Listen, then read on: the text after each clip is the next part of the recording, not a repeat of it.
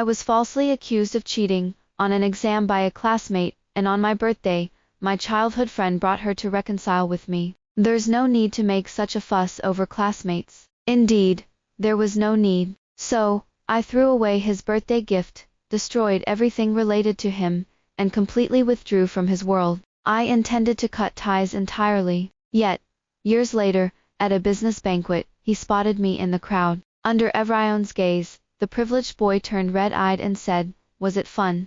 You've been avoiding me for 7 years." During the break, the classroom door was packed with people, all craning their necks to look inside. One day, Kara Wallace from Class 3 accused a classmate of cheating, and it spread throughout the school. Kara was slumped over her desk, crying all morning, her eyes swollen. Many gathered around her to comfort her, but their gazes kept drifting towards me. Kara Wallace is the class monitor, she probably misjudged the situation.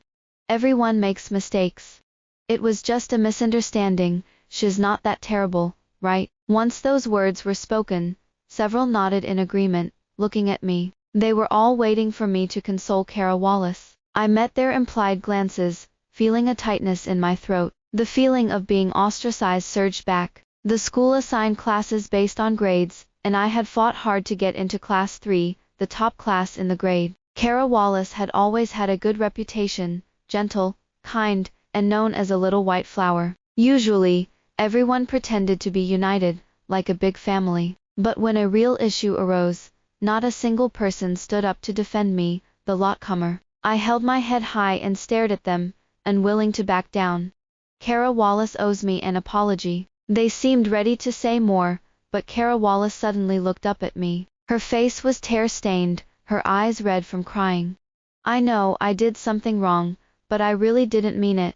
I'm sorry, can we be okay, Wallace Spender?" Her expression was one of immense grievance. Before I could respond, she stood up and ran out of the classroom. Then, a gasp echoed outside the classroom. My heart raced as I followed her out, finding Kara surrounded by a crowd. She sat on the ground, her knees bloodied, head bowed, crying silently. A chorus of voices filled my ears. Kara Wallace's parents were just in a car accident and are emotionally unstable. Must she be so aggressive? I can't believe it, she's just asking for an apology.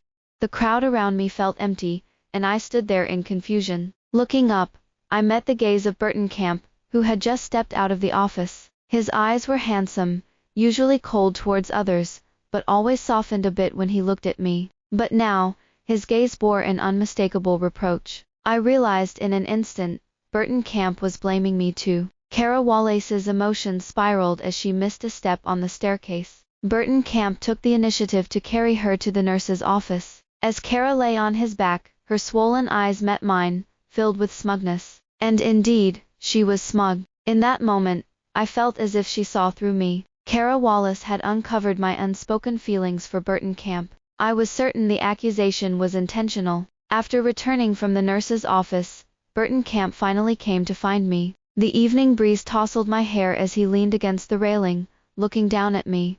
"Is it that important to you?" "Just a matter of words." He spoke in his usual tone, nothing different. But I sensed that, like everyone else, he was blaming me. I felt a lump in my throat, unable to speak. After a moment, I looked up at him. "I don't understand why I'm the one at fault just because she cried." Burton Camp stared at me, surprised for a second. Perhaps my effort to hold back tears was comical, his tense expression relaxed. "You didn't do anything wrong," he said, pulling his gaze away.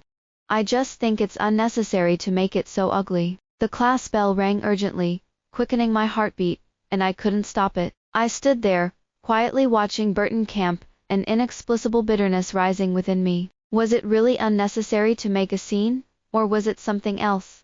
After school, Burton Camp was nowhere to be found. Kara Wallace's seat was also empty. Someone informed me that Burton Camp had something to attend to, and I should head home alone. I softly said, "Oh," unable to pinpoint my feelings. On the way home, small groups of friends chatted and laughed. I pedaled my bike in silence, and suddenly, a flood of memories surged back. In the old neighborhood, Burton Camp's name carried weight. Everyone knew that, despite his indifferent demeanor, he was fiercely protective. Whenever I had a dispute with anyone, Burton Camp was always the first to rush to my side, no matter the situation. Having lost my parents at a young age, I had followed Burton Camp around in the old neighborhood, calling him brother constantly. But gradually, I began to awkwardly avoid those two words. I called him by his full name, Burton Camp. One day, he carried my backpack and lazily looked at me. "You're growing wings now, huh? You dare call me by my name?" It felt as if he could see right through me. I raised my voice playfully. "What brother? You're only a few days older than me." In a rebellious act, I shouted, "Just call him Burton Camp. Burton Camp, Burton Camp, Burton Camp." I thought Burton Camp would react as he used to, but he didn't. He stood there watching me for a while and finally relented. "Fine, fine, fine. I can't control you anymore." Then, he muttered under his breath, "Coincidentally, I don't like being called brother either." When I came to my senses, the sky was already dark. The school wasn't far from home, but I felt like a spinning top, turning back 108 times. On the dim road, there was still no familiar figure. The next day, Burton Camp waited for me as usual to walk to school together. It seemed like everything remained unchanged. But on the way, I couldn't help but ask him casually why he had come back so late yesterday. Burton Camp shrugged it off, explaining he had been held up by something. He didn't say why, but I quickly found out. As soon as I entered the classroom, I saw Kara Wallace looking up and smiling at Burton Camp. "Good morning, Burton Camp. By the way, thank you for walking me home yesterday." I froze in place, slowly raising my eyes to Kara Wallace. Her smile was beautiful, but I had never felt that a smile could be so piercing. I had heard whispers before transferring to Class 3 that Kara Wallace and Burton Camp had a good relationship. I wanted to pretend I didn't care. But how could I not care? I cared deeply. So, the thing Burton Camp mentioned was walking Kara Wallace home. I pressed my lips together, a sudden pang in my nose. All day long, I didn't initiate any conversation with Burton Camp. During the break, Kara Wallace suddenly came up to me, placing a cup of hot water on my desk. I turned my head, but before I could react, a loud crash echoed. Immediately, Kara Wallace's scream rang through the classroom. Many turned to look, and an eerie silence enveloped the room. Kara Wallace's face turned red, she stared in disbelief at the shattered cup on the ground, her voice choked. "I wanted to apologize for what happened a few days ago." The cup shattered, and scalding water splashed on my ankles, leaving a red mark. The more Kara explained that she had lost her grip, the more glances fell on me. I was all too familiar with the meaning in those eyes. I looked at Kara Wallace before me and instantly understood. It was the same tactic again. I absolutely hated being falsely accused. While Kara Wallace played the victim, I suddenly grabbed her and marched towards the office. "Stop pretending. I didn't even touch the cup. Let's ask the teacher to check the surveillance." Kara Wallace froze for a second, her face paling. She shook her head, refusing to go. In an instant, chaos erupted. After a few steps, someone suddenly blocked my way. "Enough already." I stiffened, looking up into Burton Camp's face. It felt like a bucket of ice water had been poured over me. I was completely chilled to the bone. Burton Camp hadn't spoken to me all day, but the first words out of his mouth today were to defend Kara Wallace. I understood clearly that the reason Kara Wallace was doing all this was because of Burton Camp. He looked down at me, his expression a mix of impatience and helplessness. "Stop making a scene, class is about to start." It was the same light attitude again. With just a few casual remarks, he sided with Kara Wallace. The grievances I had been holding back since last night surged forth. My eyes turned red as I pushed Burton Camp hard. As I looked up, tears streamed down my face uncontrollably. "Burton Camp, you bastard. Why should I be falsely accused by Kara Wallace again and again? Do you want to say it's unnecessary again?" "Yes, it might not matter to you, but it's important to me." My sudden outburst caught Burton Camp off guard for 2 seconds. He stared at me, seemingly surprised by my intense reaction. After a moment, he swallowed hard, struggling to say, "That's not what I meant." I insisted on reviewing the surveillance, while Kara Wallace grabbed my wrist. "It was my own mistake, there's no need to bother the teacher over something so trivial." With that look, anyone with common sense could tell the problem didn't lie with me. Last time, Many who had supported Kara Wallace didn't stand up again. I wiped my tears, returning to my seat, feeling utterly embarrassed. Burton Camp handed me a tissue, his eyes downcast as he said, "Wallace Spender, I didn't mean it that way." I ignored him. In the following days, Burton Camp stuck by my side. We rarely argued. But one day after school, when I turned to leave, Burton Camp suddenly grabbed my sleeve, unable to bear it any longer. His wrist was cold, and he wore a delicate bracelet. It was the same bracelet I had looked at on my phone, too expensive for me to dare glance at a third time. Even for a rich kid like Burton Camp, it wasn't something he could casually give away. I stood there in shock, watching Burton Camp lean down to look at me. "Please don't be angry with me, okay?" Before I could think, I instinctively reached to take it off and return it, but Burton Camp stopped me. "It was meant to be a gift for you. Unfortunately, it's a bit early for your birthday." I maintained a stern face, but I felt my anger dissipating somewhat. After getting home, I scolded myself for being so weak. Just after I finished berating myself, my aunt's voice came through the phone, asking how I had been considering it, and when I would transfer to her place. I stared at the bracelet in my hand, and softly said, "I want to stay a little longer." After Grandma passed away, the only thing keeping me here was Burton Camp. In the following days, Burton Camp never mentioned Kara Wallace to me again. I still couldn't bring myself to forgive her. I thought we were both out of contact with Kara Wallace. But on my birthday, I heard something. Burton Camp had been going shopping, and walking with Kara Wallace after school every day. My heart sank instantly. A rumble of thunder echoed in the sky. It rained heavily on my birthday. Burton Camp was supposed to pick up the cake, but he had to hand it off to me last minute due to an urgent matter. I wanted to ask him more over the phone, but he hung up quickly. I told myself it was fine.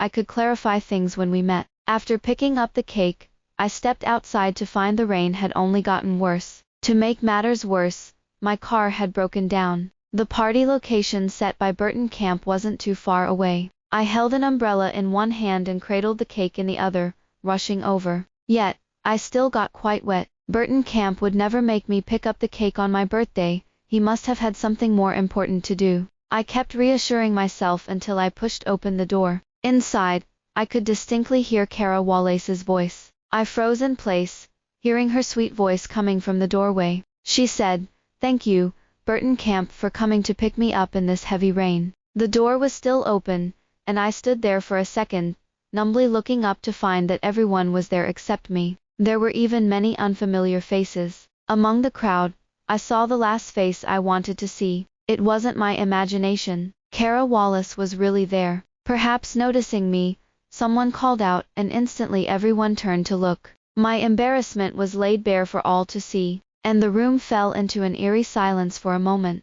Kara Wallace turned to look at me, standing next to Burton Camp with a beautiful composure that formed a stark contrast to my own. My sleeves were still dripping with water. I stood there, cake in hand, soaked and exposed before everyone, like a clown with nowhere to hide. I had never felt this embarrassed before. Chilled to the bone, I looked up at Burton Camp, my voice trembling. I asked him, "Why is Kara Wallace here?" Burton Camp didn't expect me to be so flustered. His expression changed instantly. I felt my tears welling up in my eyes, threatening to spill over with a blink. I looked up at Burton Camp, repeating, "Why is Kara Wallace here? Have you been with her these days? Did you go pick her up here today?" Kara Wallace arrived clean and tidy. On my birthday, I was a drowned rat, the punchline for everyone. Burton Camp knew I hated Kara Wallace. I had said more than once that I didn't want to have anything to do with her. Why did it have to be today? Why did it have to be at my most humiliating moment? Burton Camp stood frozen, his throat bobbing. "Kara Wallace said she wanted to apologize to you today, invited a lot of people as witnesses, and even prepared a birthday gift. So Burton Camp suddenly grasped my wrist tightly. "I wanted to take this opportunity to clear up any misunderstandings. Kara Wallace is really a good person. There's no need to make things awkward. No need. Again, no need. It really wasn't necessary." I looked at Burton Camp, slowly prying his fingers apart. Then, I took off the bracelet from my wrist, and handed it back to him. I didn't lose my composure like last time. I didn't say anything. Suddenly, Something I had clung to for so long was something I didn't want anymore. On the day I left, I didn't tell Burton Camp. It was just an ordinary afternoon, when I completely ended things with Burton Camp. My aunt helped me with the transfer process. She said that, when she mentioned my name, a boy suddenly burst out of class, asking again and again where I was transferring to. My aunt asked if he was a good friend. I shook my head and softly replied, not anymore. My aunt didn't tell Burton Camp. Burton Camp wouldn't find me either. Wallace Spender, why are you so relaxed? Aren't you nervous? The boss said today's banquet will have all the big names in the industry. I was pulled back to reality by my colleague Sophia's voice. In front of me was a lively banquet hall, brilliantly lit and luxuriously decorated. 7 whole years had passed since I transferred. After the transfer, I no longer had any concerns and immersed myself in my studies. I performed exceptionally well in the college entrance examination. After graduating from university, I smoothly entered this company. Coming back to my senses, I paused for a second and said, don't worry, people like us are nothing to them. You're nothing. You've climbed to a position in 3 years that others take 10 years to reach. Just as she finished speaking, there was suddenly a commotion at the front of the hall. I faintly heard Burton Camp's name mixed in with it. Sophia gulped nervously beside me. Burton Camp is a rising business star these past few years. Not only is his family wealthy, but he's also doing well with his own business. He's even coming here. I stiffened all over, as if recalling something. I looked up. I saw a tall figure surrounded by people, his well-tailored suit obviously expensive. That profile, so familiar. I instinctively turned to leave. Wallace Spender. A voice interrupted all my chances of escape. There were many people stepping forward to talk to him, but his gaze pierced through the crowd, landing squarely on me. In front of everyone, he stepped closer to me. Is it fun? Burton Camp glared at me, gritting his teeth. Have you been avoiding me for the past 7 years? The hall fell silent, with almost every eye on me, speculating, whispering. They were all wondering how someone of my status could have any connection with Burton Camp. I had no choice but to turn my head to meet Burton Camp's gaze. He seemed to have changed over the years, yet still retained some aspects of his old self. No longer that youthful naivety, but instead radiating a formidable presence developed through years of experience in society. The current Burton Camp was someone whom most would feel compelled to compliment. I stepped back to create some distance, looking at him quietly. After so long apart, I had nothing to say, just like 7 years ago. Perhaps my step back was too pronounced. Burton Camp suddenly froze in place. He looked at me, his expression darkening. Are you still going to avoid me? The boss stood not far away, his eyes blinking like he was pressing a shutter, signaling me to respond. Over the years, I had interacted with many people, and found it easy to say flattering words. But I didn't want to pander to Burton Camp. I coldly asked, what gives you the right to think I should avoid you? With that single statement, many around us changed their expressions. Burton Camp's face paled a little as well. What gives me the right? Burton Camp glared at me, a mix of reluctance and anger in his eyes. He chuckled softly. Wallace Spender, do you need me to help you remember? Remember what? Remember how he had obviously favored Kara Wallace back then? Or remember that embarrassing birthday in the pouring rain? All the embarrassment and bitterness buried in my heart over the years surged back. I suppressed my emotions and laughed coldly, then added a hint of chill to my tone. Burton Camp. I looked up at him, sincerely asking, what do you think you are? Burton Camp must have had everything go smoothly these past few years, being raised too high by others. His brows furrowed, the hostility in his eyes evident. Those eyes glared fiercely at me, yet his voice came out a bit hoarse. Say that again. The atmosphere froze. The boss seized the moment and stepped in front of me, discreetly pushing me away. The cold wind outside diluted my emotions, and I hadn't expected to feel anger over Burton Camp. Sophia chased after me, handing me a bottle of water, nervously saying, Burton Camp looked really scary just now. How do you know him? The cold sensation slid down my throat. I tiredly replied, let's leave it like this for tonight. I'll head back first. Can you tell the boss for me? Just as I reached the parking lot, Sophia's message popped up. If you're not here. Burton Camp left without looking back. He's not really coming to find you, is he?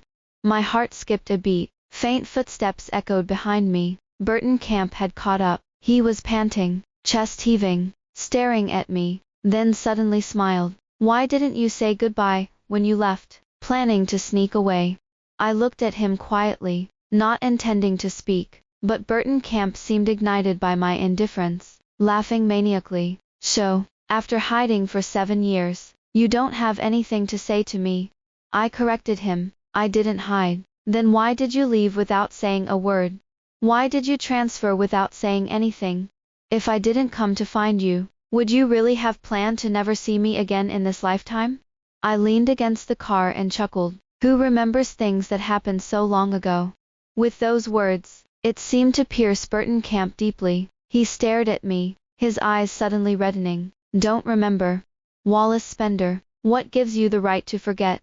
Those words struck hard, hitting the heart of that 17-year-old Wallace Spender. I forced a cold laugh from my throat, glaring at Burton Camp. What right do you think you have?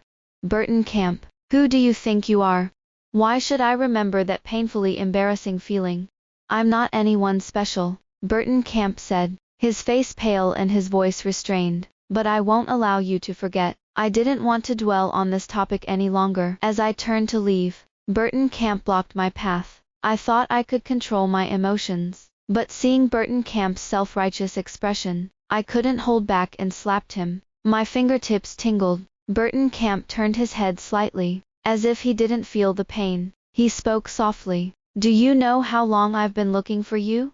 Do you know how happy I was to see you today? Before he could finish, the quiet parking lot suddenly erupted with a crashing sound. I turned toward the noise and saw Kara Wallace, who had arrived without my notice. Something had shattered on the ground. Kara Wallace stood frozen, staring over here, still holding Burton Camp's coat. For all these years, Kara Wallace had been by Burton Camp's side. They attended the same university. After graduation, Kara went to work for Burton Camp's company. This time, Burton didn't bring her. She came on her own to surprise him. She fixed her gaze on Burton Camp, looking like she wanted to cry but forcing herself to hold back. Her expression mirrored Kara Wallace from years ago. I averted my eyes and let out a laugh at Burton Camp. The sarcasm in that laugh was too evident. Burton Camp turned even paler. Kara Wallace rushed over, her eyes filled with panic and disgust. But she still managed a smile to greet me. She said,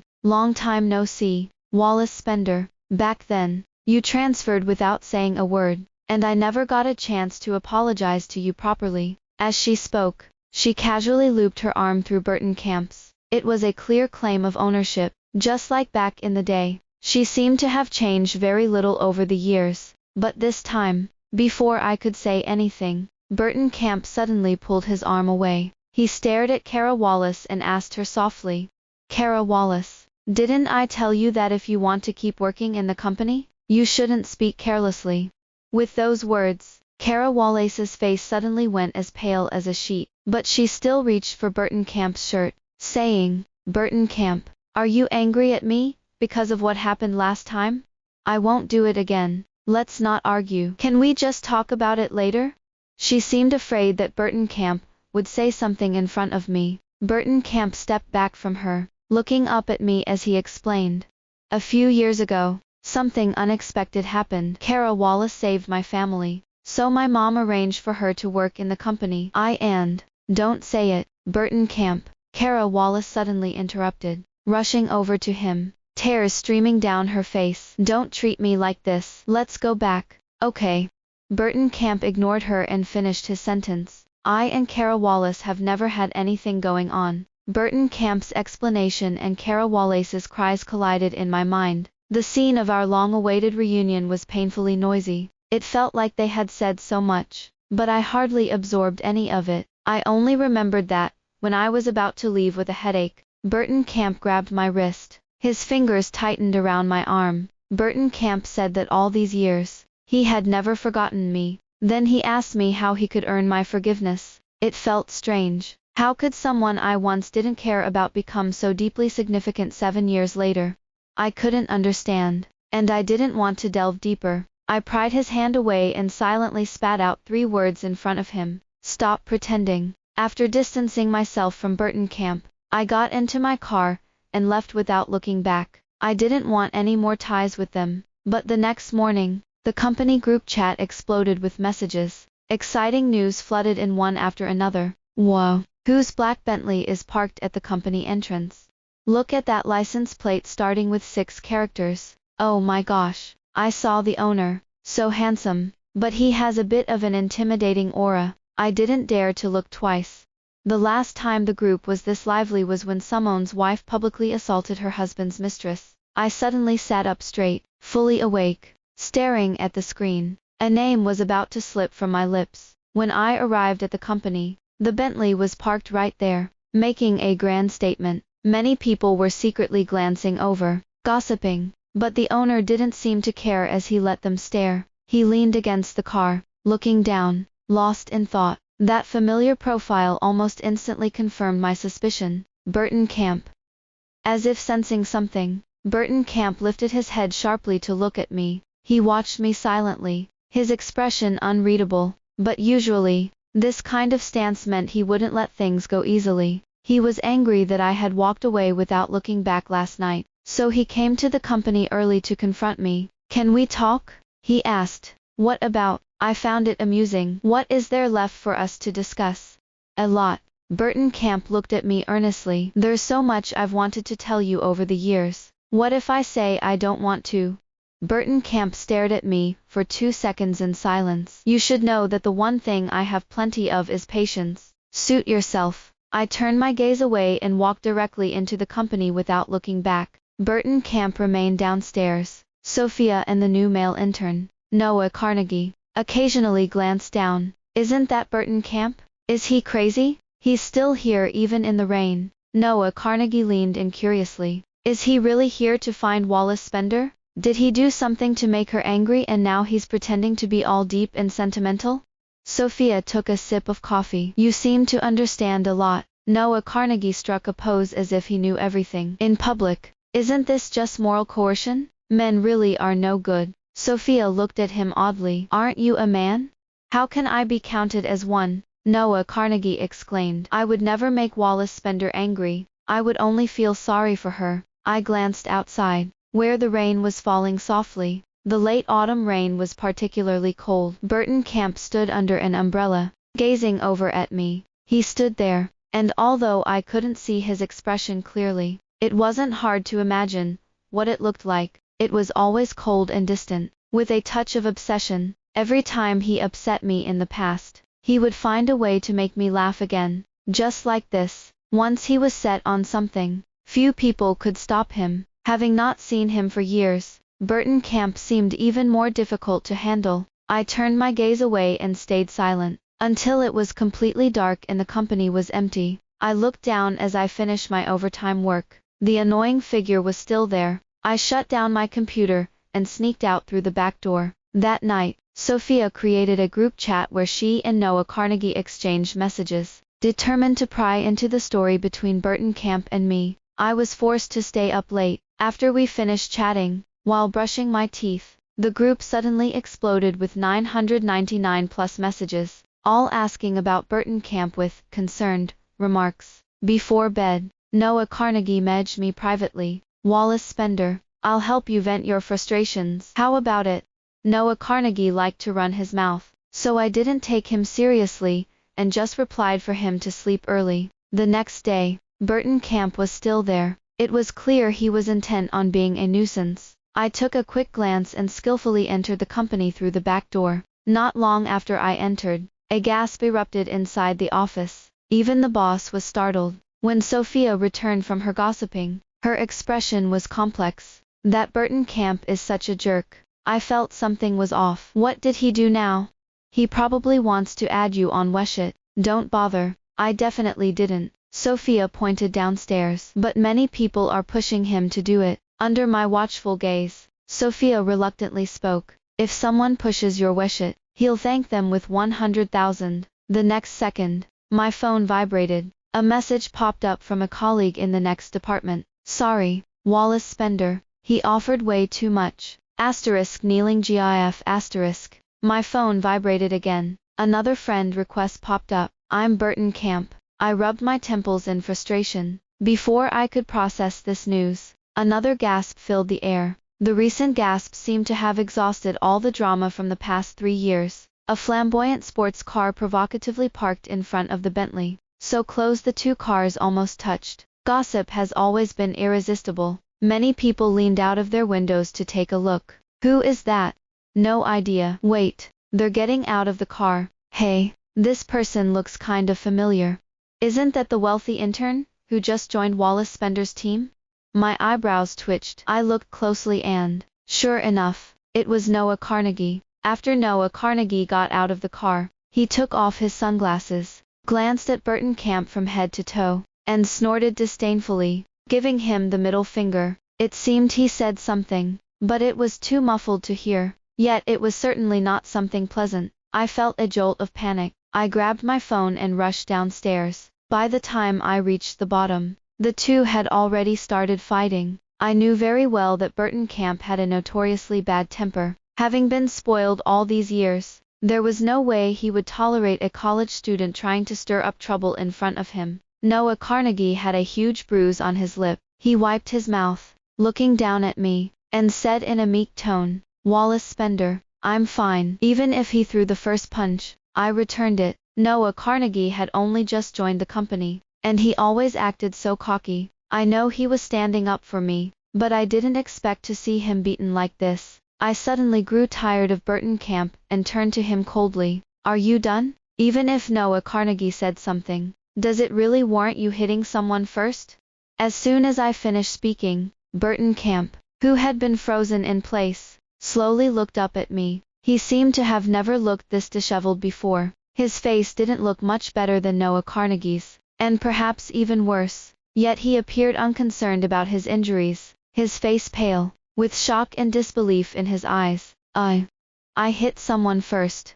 Noah Carnegie beside me let out a mild hiss. "Wallace Spender, don't be angry. It's just a little injury. It'll heal in a few days. It doesn't hurt that much. Let's head back to the office." As I turned away, Burton Camp suddenly grabbed my wrist. His fingertips were cold, and he smiled sadly. "So you don't even ask, and just assume it was me who struck first based on his word."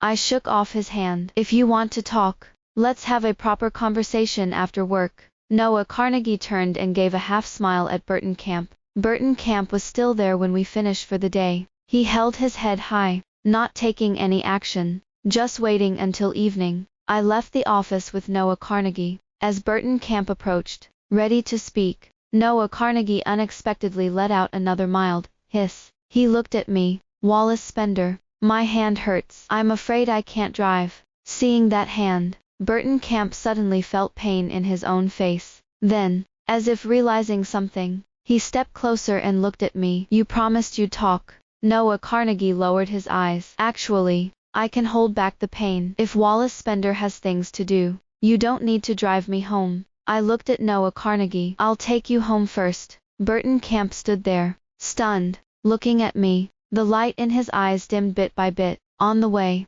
Noah Carnegie confessed to me, "Wallace Spender, actually, I was the one who hit first." He used to treat Wallace Spender like that, so it was time for him to experience what it feels like to be distrusted. "I can see it," I replied. "Just don't use this method in the future. It's too much of a shame for that face to get hurt." Noah Carnegie paused for a moment and then smiled, his eyes narrowing in delight. "Okay." When we returned, the sky was darkening slightly, and Burton Camp stood in the shadows, surrounded by emptiness. In that moment, he reminded me of an abandoned animal, but Burton Camp was never mine to keep. I looked at him. "After all this commotion, say what you need to say. I wasn't the one who threw the first punch today." Burton Camp fell silent for a moment before abruptly blurting that out. I hadn't expected him to still be tangled up over this. "That doesn't matter. Just get to the point. It's important." Burton Camp insisted on this point. He stared at me. "Wallace Spender, you never used to favor anyone like this." The word before felt so distant. Years have passed. People change. Besides, to me now, Noah Carnegie isn't someone else. You are. The sky was nearly pitch black. It was cold at night. Burton Camp stood still, gently repeating that word at the tip of his tongue. "Someone else." He slowly lowered his gaze, forcing out a smile. When he spoke again, his voice was hoarse. A few days before your birthday, after school, I was indeed with Kara Wallace because she kept reaching out to me, wanting to apologize to you. I knew you didn't want to see her, so I didn't dare let you know. On your birthday, Kara Wallace said she had already bought you a birthday gift and had gathered a lot of people, just wanting to apologize sincerely. That's why I helped out. Over the years, I've never had a relationship with Kara Wallace. After explaining, Burton Camp finally looked up. His eyes fell on me, reflecting my shadow. He quietly waited for my response. Okay, I understand. I tightened my coat. Are you done? Let's go home. It's quite cold. Burton Camp looked at me, suddenly overwhelmed by my words, his eyes reddening. So you just left without saying anything for so long? Don't you have anything to say to me? It's quite funny, really. Burton Camp's questions were ones I had thought about many times after transferring schools. How could someone who used to be so close to me suddenly side with another girl he had just met? I could never wrap my head around it, and couldn't forget about Burton Camp, so I cried many times. Burton Camp's presence permeated every aspect of my life, and I always told myself that it was all in the past. It wasn't until I stopped caring that I got this pale, feeble explanation. No, I don't. I looked at him. You've clarified everything, Burton Camp. Let's end it here. I don't want to. Burton Camp suddenly stepped closer and hugged me tightly, his knuckles tightening, his voice trembling near my ear. I could almost feel that he was about to cry. He said, Wallace Spender, after you transferred that year, I looked for you for a long time. That day, I didn't expect the rain to be so heavy. Over the years, I always thought, if only I hadn't let you go get the cake, or if I hadn't agreed to Kara Wallace's request. But you left so quickly, without giving me a chance to explain. I countered, was it me who didn't give you a chance? Burton Camp. Time after time. When was it you weren't siding with Kara Wallace? Yes, those were indeed small matters. But Burton Camp, you've always been very smart. Can't you tell the truth from Kara Wallace's words? I'm sorry, the past won't happen again. Burton Camp's voice choked. Please don't hide from me. I ran through many cities that year, but I could never find you. My shoulder was damp, the cold wind biting. I never imagined that someone as proud as Burton Camp would cry. I always liked following him, knowing he could easily solve anything I got into. At that time, I never considered that one day, I would part ways with Burton Camp, but reality taught me that relying too much on someone would eventually lead to a hard fall. I had fallen hard, and it hurt. It took me many years to forget. I pushed Burton Camp away and softly said, let's end this. Burton Camp, don't come looking for me again. Burton Camp's eyes were red, his face pale, his voice dry to the point of being almost inaudible. I turned and walked away. I heard a low, soft voice behind me. It was mixed with pain and sorrow. He said, I can't do it. After that, the Bentley was no longer seen near the office, but every morning, someone from the flower shop would come to deliver flowers to the office. Wallace Spender, these flowers are freshly picked. I hope you have a delightful new day, Tilda. At noon, someone would also come specifically to deliver lunch. Sophia leaned over. Isn't this from our favorite restaurant? It's super expensive. The restaurant staff chuckled. Wallace Spender is our restaurant's top VIP. If you have any favorite ingredients, feel free to let us know. Not just this restaurant. Any place I had visited had enrolled me as a VIP under my name. Even the mortgage on my current house had been paid off in advance by someone. With everything happening, it was obvious who was behind it. Burton Camp. Sophia widened her eyes, thinking for a long time before coming up with a few words. He's really rich. I had contacted him many times, wanting to return the money, but every time it was sent back by Burton Camp. He said it was compensation for his past guilt. The next time I saw Burton Camp was during a company team building camping trip. The boss said there would be a rare meteor shower tonight. The best view was right where we were. All the way, Sophia and Noah Carnegie chattered, making my ears hurt. Finally, we arrived at a quieter destination, but unexpectedly, I saw Burton Camp. He stood a short distance away, hands in his pockets, his usual aloof demeanor restored in the wind. That night, when he had cried, seemed like a dream. He looked over from afar, smiled at me and said, What a coincidence. Noah Carnegie was grilling skewers, scoffing. Burton Camp is really joking. Your company is a million miles away from here. That's true. Burton Camp nodded. But the branch office is over here. When did we get a branch office? Burton Camp's expression was natural. Just now. Noah Carnegie rolled his eyes. Crazy. Burton Camp wasn't joking. His branch office was indeed going to be here. However, it was hard to believe that he brought employees for team building in advance. Among that group, I still saw Kara Wallace, but she had restrained herself a lot, staring at Burton Camp without rushing over like last time. Burton Camp took the initiative to walk over and chat with the boss. The boss had always had ideas about collaborating with Burton Camp's company, so naturally wouldn't refuse. As they chatted, the boss topic landed on the ingredients Burton Camp had brought. Burton Camp was generous, bringing supplies twice as much as the boss did. He smoothly suggested, "Why not join together? It'll be Lavelier." The boss happily agreed. Noah Carnegie sneered. That evil Burton Camp is clearly here for Wallace Spender. The boss hit him on the head. Do you think I can't see through that? Free stuff. We might as well take it. Noah Carnegie handed the boss a burnt skewer. Isn't this a betrayal? The boss sighed. You still haven't figured it out. Wallace Spender has already let go. With both companies coming together, it indeed became much Lavelier. But no matter what I did, Burton Camp insisted on coming over to help. He took the grilled skewers from my hand, the sizzling sound filling the air, and asked me, "How have you been lately?" I replied, "Everything's pretty good." That's great. While chatting with Burton Camp, I could feel Kara Wallace's gaze fixed on me without moving. Later, she also found a reason to come over and talk to me. I thought she had changed, but it wasn't until the hot soup splashed on her hands, just like 7 years ago, that I realized she hadn't made any progress at all. The surrounding crowd was drawn in by the screams. People from both companies looked at each other, unsure of what to say. Kara Wallace probably wanted to use the same old tricks to make me uncomfortable in this company. She had succeeded in the past. I had never really fit in with the third team. But now, before I could say anything, Sophia and Noah Carnegie quickly surrounded me. Damn it, are you done? For crying out loud, you need to consider the circumstances before framing someone. This is our company's turf. Do you really think you can mess with Wallace Spender? Besides, even if Wallace Spender did it, it's still your own fault.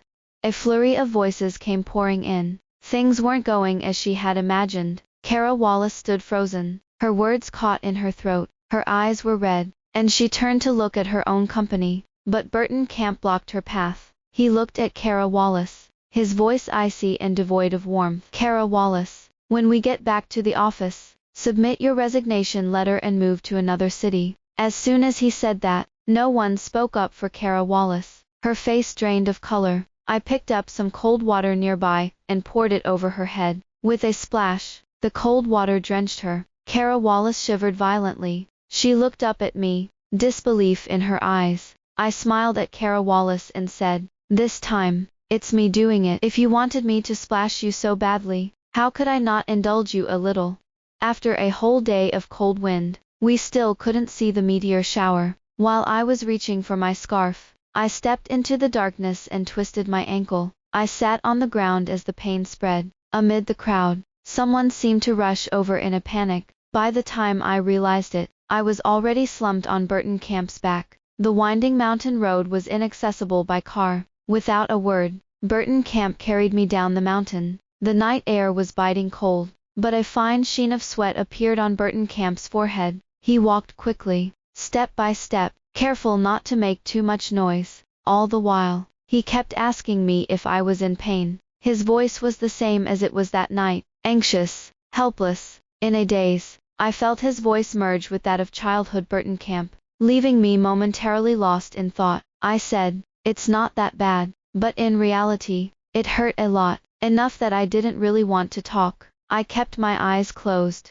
To distract me, Burton Camp talked a lot. He recounted many things from our childhood, both the ones I knew and the ones I didn't. He even asked if I remembered the bracelet he gave me for my birthday. I had always meant to ask how he knew I liked that bracelet. Burton Camp chuckled, saying he noticed it the first time I saw it, and had prepared for a long time. He still kept that bracelet safely stored in his cabinet. I felt a lump in my throat. Slowly opening my eyes, I looked at the dark road ahead without saying a word. Burton Camp continued. On my birthday, you went into the pouring rain without looking back. Just as I was about to chase after you, a call came in. There was an emergency at home. He rushed back and was overwhelmed for days. He planned to find me to talk things over once he got back. At that time, no matter what I said, he wouldn't make me angry again. But when he finally finished his work, I had suddenly disappeared. My number was blocked, and suddenly I had lost all contact. He thought I was just sulking,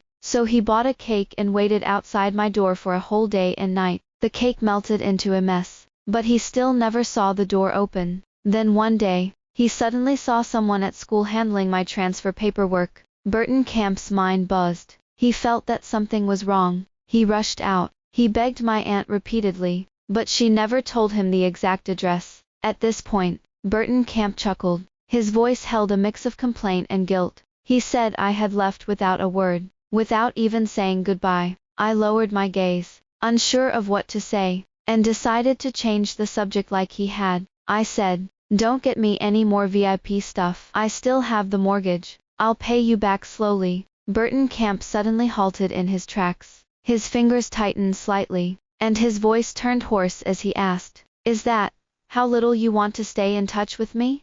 I replied, "I don't want to owe anyone anything." Over the years, Burton Camp had taken care of me a lot. As for the past, let's just wipe the slate clean. We owe each other nothing. Burton Camp shook his head, insisting he didn't want that. He started walking again. The cold wind howled in my ears. I felt his fingertips tremble. Maybe it was because of the pain in his foot. My nose suddenly felt a little sore. After a moment of silence, I said, "In a while, I'll be leaving this city to become the boss at the branch office." I was on Burton Camp's back. I felt him suddenly stiffen. The wind was too cold. Burton Camp inhaled sharply. His voice suddenly choked. His words mingled with the wind, each accompanied by deep breaths. "Are you leaving again?"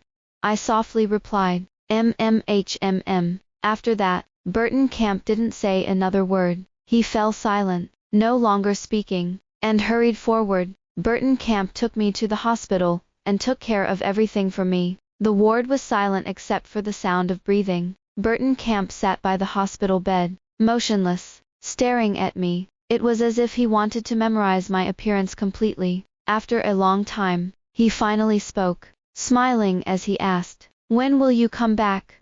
But that smile was too painful. I replied, "Who knows?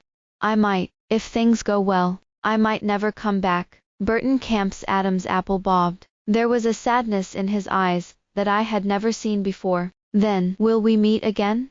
I buried my head in the blanket and gently shook my head. "No, I don't think so." As soon as the words left my lips, the light in Burton Camp's eyes vanished completely into the darkness. He lowered his gaze and remained silent for a long time. He managed to squeeze out a vague, "Okay," from his throat. On the day I left this city, it snowed. The air was filled with a bone-chilling cold. I knew that Burton Camp had been following me not far behind. Dependence is a terrible thing. I had fallen once, my head split open and bleeding. Since I chose to leave back then, I never thought about returning to how things used to be. Reuniting is too unrealistic. I wouldn't throw myself back into that heavy rain of my teenage years. I clutched my suitcase. Step by step, I moved forward. I never looked back.